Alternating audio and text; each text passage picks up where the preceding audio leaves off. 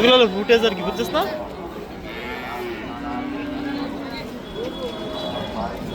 এগুলো তোর ভিউ হইতো না 200 100 300 এরকম। এটি আর কি চ্যানেল যাতে মনে কর লং লাস্টিং করে, সহজে সমস্যা না হয়।